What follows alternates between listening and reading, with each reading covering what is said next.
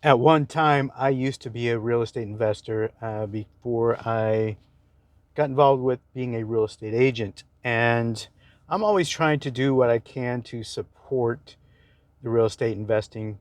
I used to buy houses subject to, and I go in and I would turn around and do a lease to own and basically rent those out for up to 36 months to help people who needed to get their credit reestablished so that way they could buy a property. But what happened is a lot of times those renters would come in with the same mindset as a renter, and they really didn't want to own, even though it was a lease to own. And they would just go in and treat the place like crap, like shit. Okay. So a lot of times I would go in there, for an example, there was one property I would put in brand new carpet, painted it, and then 6 months later that I wasn't getting any responses. They didn't send me a monthly payment. And I was like, holy crap, let me go by. Went by, there was nobody in the property. They weren't responding to any emails or anything. So I opened up the property. Everything was taken out of the property and put into the garage as far as the trash and junk. And then I was going through doing a walkthrough to see what kind of damages there were. And literally, that brand new carpet, I was pulling it up because it was covered in dirt. Like the person worked construction and they came in with muddy boots and they wore muddy boots through the house. And the dirt was so bad that it went down underneath the carpet into the pad, which had to be actually removed.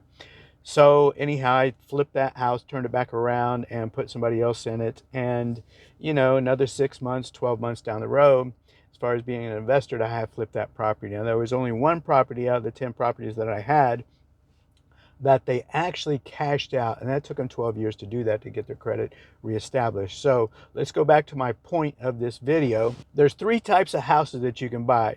There is for buyers, there's a brand new build, which I love those because everything comes in brand new. You get a warranty, get a warranty on your HVAC, which is heating, ventilation, air conditioning system. You get plumbing, you get your electrical warranties, you get a roof, you get structural, you get all that.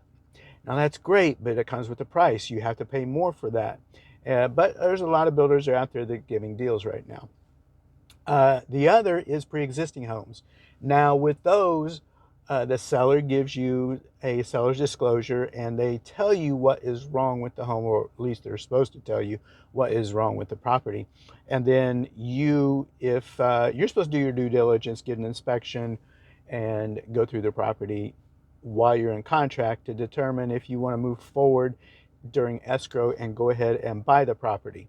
Okay, so once again, we got brand new, we got pre-existing, and that home could be anywhere from they just bought it to 10, 15, 20, 50 years that they've owned it. Or we have an investor property, which I actually heard investor properties, and I don't like it. When I was doing them, I was doing my due diligence. I was going in there taking care of problems.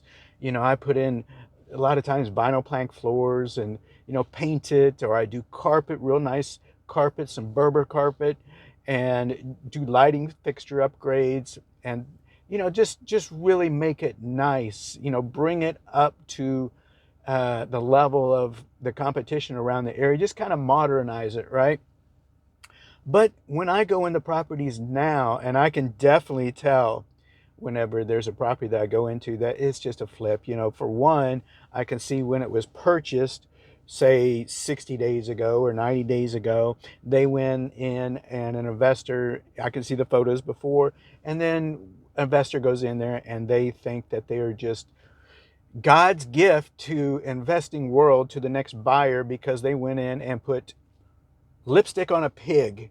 Let's just put it that way, because they went in there and they didn't fix nothing. They just painted it, and maybe they put some carpet in it. They just cleaned it up, put some used appliances in there. But I can always tell because everything is grayish, gray flooring, gray carpeting, gray paint, just grays everywhere. Okay, so I can always tell that. And there's a good example that I heard another real estate agent say, that a investor property is like, let me say this correctly, is like marrying a prostitute. Would you marry a prostitute because you don't know how it was used and abused, and who has been in there, who didn't take care of it, who just want to go in and have fun? Just like you can see this with the Airbnbs out there, a lot of them right now, that they are, people are going in there and they're throwing parties and tearing them up for video views. Go out there on TikTok, here on TikTok, and look up Airbnb parties or whatever it might be, and you'll see what they're doing to these properties. And you know that the owner has to go in and fix these things, and most likely they're going to get jaded and they're going to get rid of them. They're going to sell them. They'll probably put paint on a pig once again and just turn around and get rid of them. So there's three types of homes once again. There's a new build. Everything is brand new. You get warranties with it. There's pre-existing. Hopefully the seller actually tells you what is wrong with that property. So, but you have to do your due diligence with the inspections. And then there's the paint on the pig investor property, which I'm just not a fan of.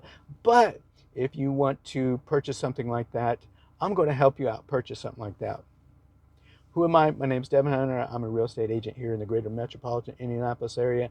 And if you're looking to buy, sell, or invest, I'm here to help. But like I said, if you're buying and investing property, there could be things that they covered up, they choose not to fix, and you could have issues down the road.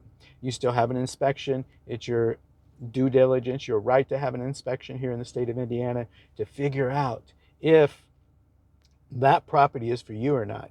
Now, there's plenty of pre-existing homes out there. If you can't find a pre-existing home out there, then let's go find a new build. There's plenty of builders out there that are dying for your business right there. And I've got some tips about that too, as far as when to build or what to look for when you go into a new builder community.